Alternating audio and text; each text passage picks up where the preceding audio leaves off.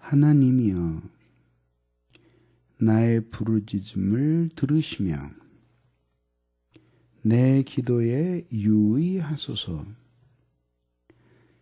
내 마음이 눌릴 때에 땅끝에서부터 주께 부르짖으리니 나보다 높은 바위에 나를 인도하소서. 다시 한번.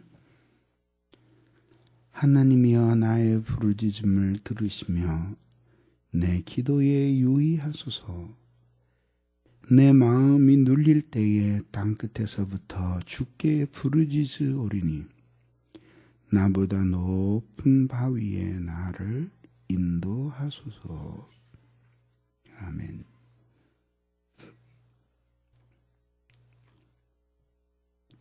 성경에 보면은 마음이 눌린다는 표현이 종종 등장합니다.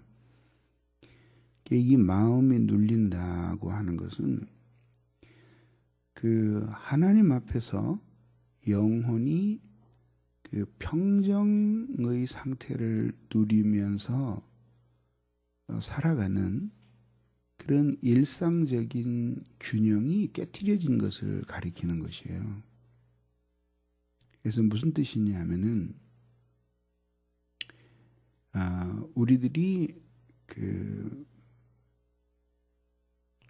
죄라고 하는 것은 결국은 욕망에서 나오잖아요. 욕망에서 욕망에서 나오게 되는데 이 욕망이라고 하는 것은 어느 한쪽의 욕망이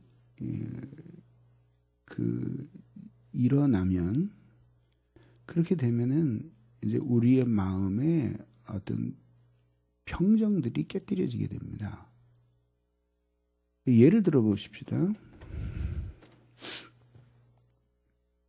사람은 누구든지 행복해지는 것이 자기 욕망인데 특별히 하나님 앞에서 자신의 그 인생이 하나님이 지정하신 방법으로 행복해지려고 하면 문제가 없는데 갑자기 돈에 대한 욕망이 확 생겨나게 되죠.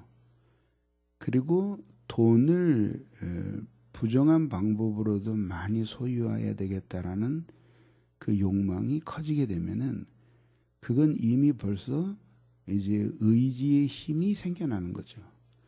이렇게 되면은 영혼이, 마음이 전체적인 것이 그 돈에 대한 욕망 쪽으로 기울어들지 않겠어요?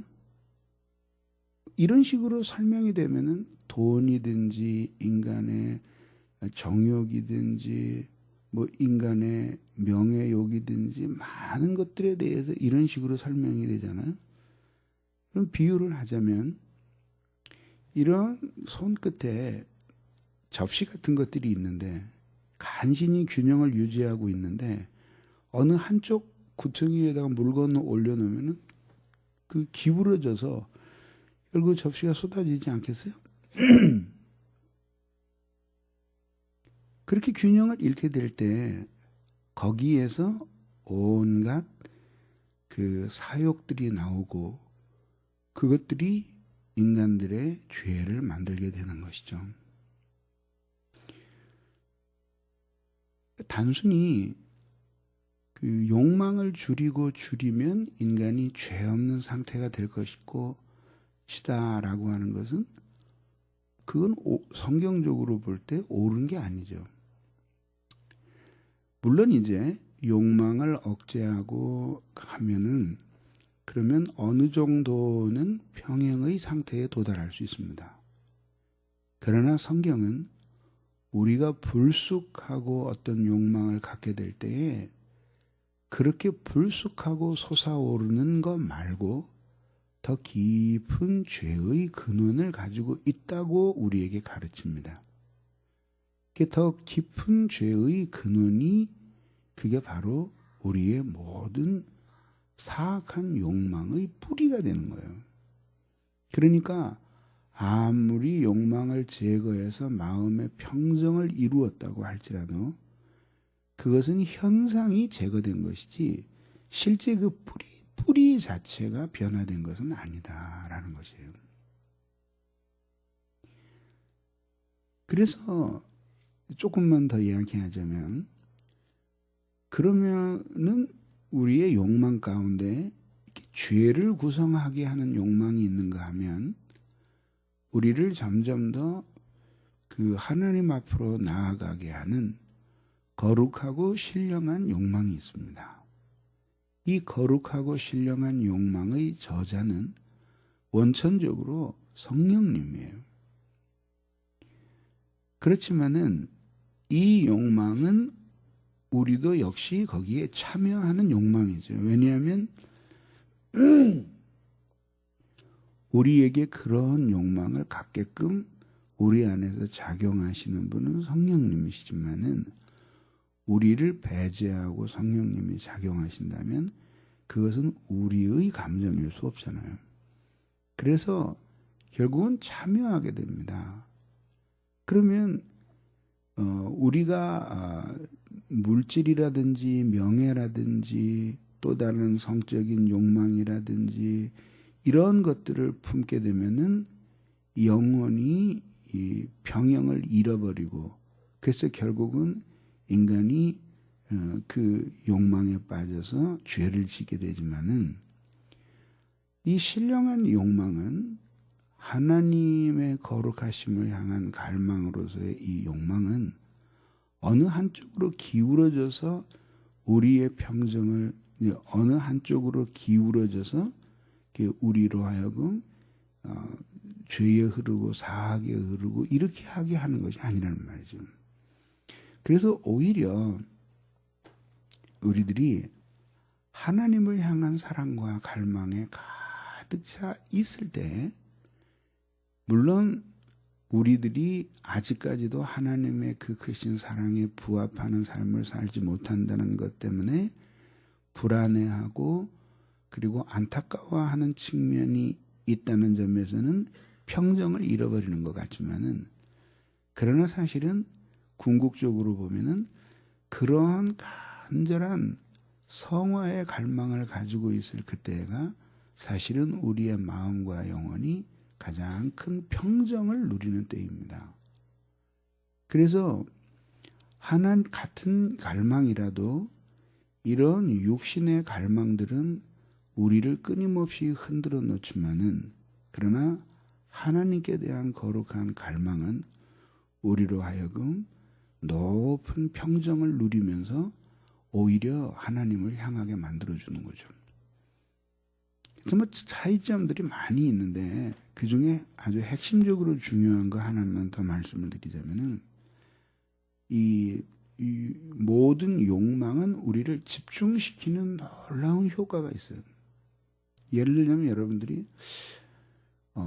냉장고를 하나 바꿔야 될 텐데 하는 욕망을 갖게 되면은 길거리에 수많은 가게가 있어도 냉장고만 눈에 들어옵니다. 차 바꿀 때쯤 돼 보십시오. 온 길거리 나가서 눈에 들어오지도 않던 차들이 눈에 들어옵니다. 우리 애를 시집을 보내야 될 텐데, 그러고 보면 생전 쳐다보지도 않던 남의 집 총각들이 수없이 눈에 들어오게 됩니다. 욕망이 그런 것들을, 관심사를 결정하게 되는 거죠. 그러니까 욕망은 집중하게 하는 놀라운 힘이 있어요. 그래서 악한 욕망은 우리로 하여금 우리 자신을 주목하고 세상을 바라보게 만들지만, 신령한 갈망은 하나님을 앙망하도록 만들어주는 거죠. 무엇이든지 집중하고 갈망하면 그러면 불안은 있게 마련이죠. 왜냐하면 갈망하는 사랑의 감정 자체가 그것과 합치하고자 하는 갈망인데, 세상이 우리로부터 멀리 있으니까, 세상은 내가 원하는 걸 다 얻지 못했으니까 그 갈망이 생기고 또 안타까움이 생기듯이, 우리가 거룩해지고자 하나님을 갈망하지만 우리가 하나님이 다 된 것은 아니잖아요. 그러니까 거기에서 오는 어떤 하나님과 교제하기에 적합하지 않은 거룩함의 갈망의 차이 때문에 우리는 하나님을 향한 그리움을 갖게 되고 그렇게 되는 거죠. 그러나 이제 놀라운 것은 이렇게 하나님을 갈망하고 그리워할 때는 우리의 마음이 눌리지 않습니다. 오히려 하나님을 갈망하면 갈망할수록 하나님을 의지하게 되고 그분의 손에 붙들려 살고 싶은 마음을 갖게 되고 해서 마음이 집중된 가운데 하나님 한 분을 전심으로 앙망하고 의지하는 그러한 믿음 생활을 하나님 앞에서 해나가게 되는 것입니다. 이것이 바로 우리의 영적인 생활의 모습이에요. 하나님 때문에 마음이 눌린다 이런 표현은 성경에 잘 안 나오고 대개 눌리는 것은 뭐냐면 자기 안에서 발견한 자기의 죄 혹은 자기 안에서 불현듯 발견하게 된 커다란 욕망의 크기 그것의 죄됨 혹은 어느 한순간에 깜짝 놀랄 정도로 확 밀려오는 절망과 불안 이런 것들이 대개 마음을 눌리게 하는 것들이에요. 그래서 우리들이 하나님 앞에 은혜를 많이 받고 변화되기 전에 성령의 조명이 있잖아요. 그죠? 성령이 우리의 마음을 확 비춰주실 때 우리는 예전에 미처 보지 못했던 자기 자신의 죄를 보게 돼요. 크고 아주 놀라운 죄들을 발견하면서 그러면서 하나님 앞에 깊이 절망하게 되는 거예요. 이렇게 죄의 큰 크기를 발견하고 깊이 절망하게 될 때 그때 우리는 눌림을 경험하게 됩니다. 누른다는 것은 그야말로 압력을 가해서 우리로 하여금 정상적인 생명을 이어갈 수 없도록 누르는 것이죠. 그때 제일 경험되는 그 커다란 불편이 무엇입니까? 몸이 악살나도록 누르는 것이 아니라면은 목을 누른다든지 배를 가슴을 누른다든지 할 때 제일 위협을 받는 것이 호흡 기능이잖아요. 숨을 쉴 수가 없는 거예요. 그래서 이러한 현상들을 우리들이 실제로 신앙생활을 하면서 경험합니다.